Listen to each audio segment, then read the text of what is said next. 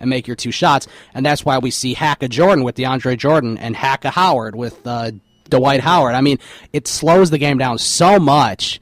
And it's a shame that that's like sort of the coaching strategy now, is if you have a big man like Dwight Howard or DeAndre Jordan and they're only like 43% from the free throw line, then you have to foul them to get back into the game, because that's not the way basketball should be played, and that's not the way it was meant to be played. If I was Dwight Howard, I would secretly, be practicing free throws in the off season. There's another guy I hate the guts out of. Dwight Howard? Yeah. I like him. I know he was a bit of a baby in Orlando. You like Dwight Howard? Yeah. How? I don't know. I thought he was No, I don't really care. I thought he was one of the best. He was one of the best players in the league back with Orlando. He was. He pretty much took that team to the finals with nothing. He literally had nothing. Jameer Nelson. I don't know how they beat the Cavaliers in 2009. I really don't. But they somehow beat the Cavaliers. I think Cavaliers only won a couple games. I know James had a buzzer-beating 3.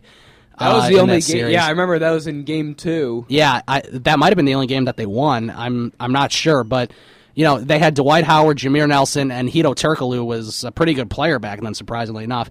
But that was really Dwight Howard's they really team. had nothing, and Dwight Howard went off. But And how often do you hear a center single-handedly took a team to the finals? Yeah, that doesn't happen rarely ever. I don't really know if it's ever happened where if it's pretty much far and away your best player is a center. That doesn't happen too much, right? And you really don't have like that good quality of players other than your center. Right.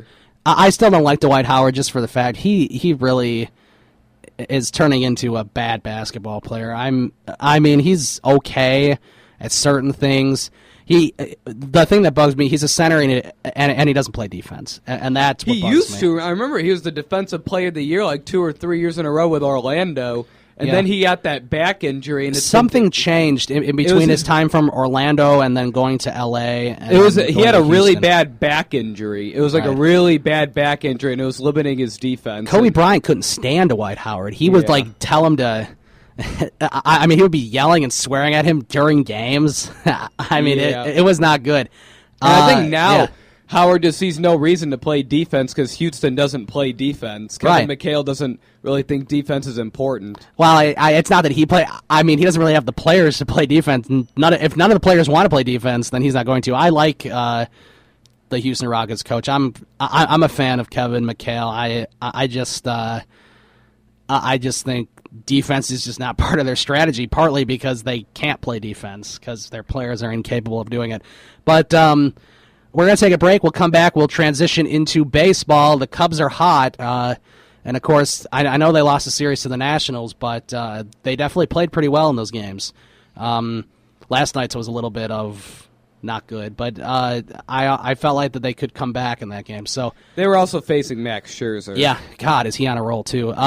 So we'll take a break, and we'll come back. We'll talk about the Cubs. We'll talk about the falling White Sox. I know they played this afternoon. I'm not sure if they won, split the doubleheader. Okay, so that's what's expected of a doubleheader, so that's okay. You're listening to the Sports Renegades on SportsTownChicago.com. We'll be right back. The Sports Renegades podcast on SportsTownChicago.com.